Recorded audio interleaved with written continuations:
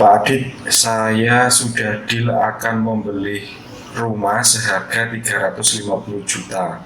Penjual maunya bersih, tidak mengeluarkan biaya apapun. Bukankah ada pajak yang harus penjual bayar? Kalau begitu, apakah boleh? Iya, teman-teman, ada dua jenis pajak yang timbul dalam transaksi jual beli tanah, yaitu BPHTB dan BPH. Pada intinya, pembayaran pajak dikenakan kepada seseorang haruslah sesuai dengan keadaan real.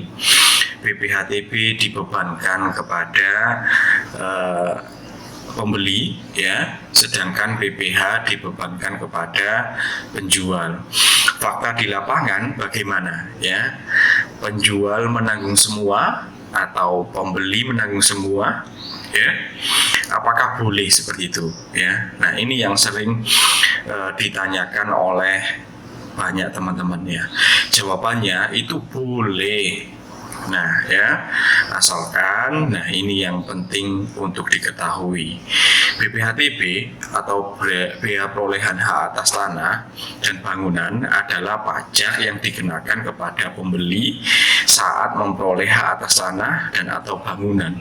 Dasar hukum utamanya terdapat dalam Undang-Undang Perolehan Hak Atas Tanah dan Bangunan serta peraturan pelaksana di tingkat daerah.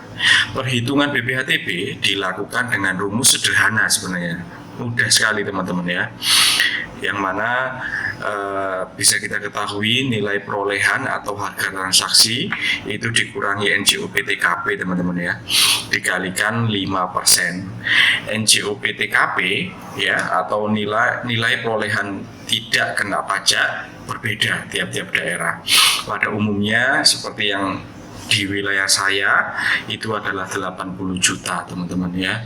Nilai transaksi dapat menggunakan harga kesepakatan antara penjual dan pembeli sepanjang tidak lebih rendah dari NJOP.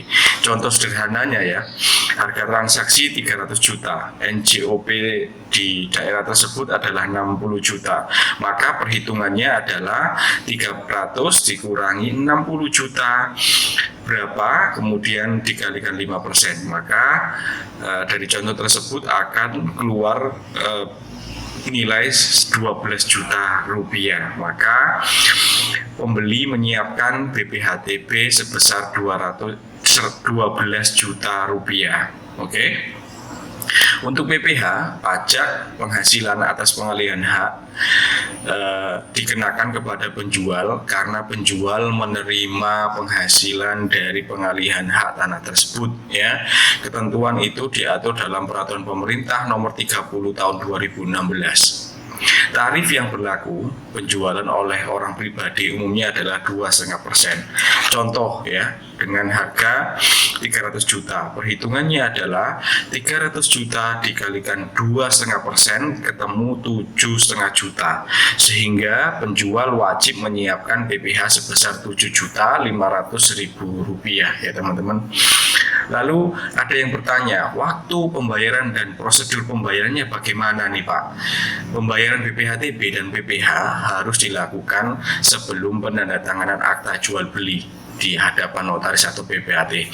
Hal ini karena notaris PPAT memastikan pajak sebelum dilakukan jual beli itu sudah lunas sebelum dijadikan dasar dalam pengajuan di BPN, ya teman-teman. Ringkasnya, pembeli menyerahkan bukti pelunasan BPHTB, penjual menyerahkan bukti lunas BPH. Keduanya diperiksa dan dicatat oleh notaris PPAT dalam pelaksanaan AJB. Baik teman-teman, kesimpulannya adalah 1. BPHTB dibayar oleh pembeli dengan tarif 5% setelah dikurangi NJOP/TKP.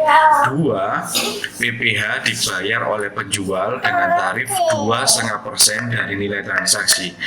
Keduanya wajib dibayar sebelum AJB ditandatangani, ya.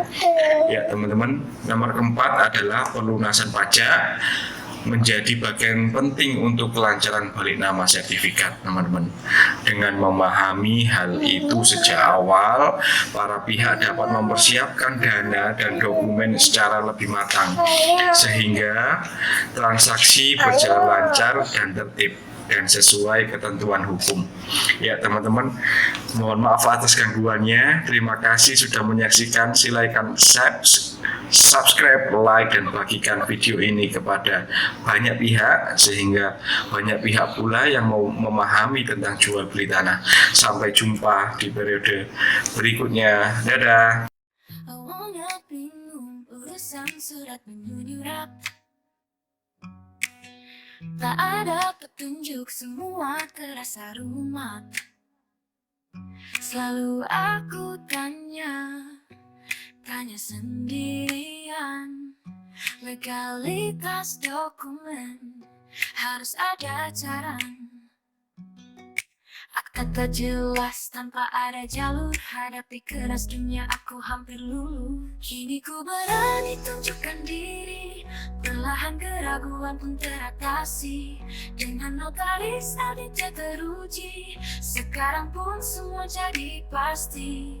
Ku sadar kini ku harus terbuka diri, tunjukkan semua fakta yang ada di hati.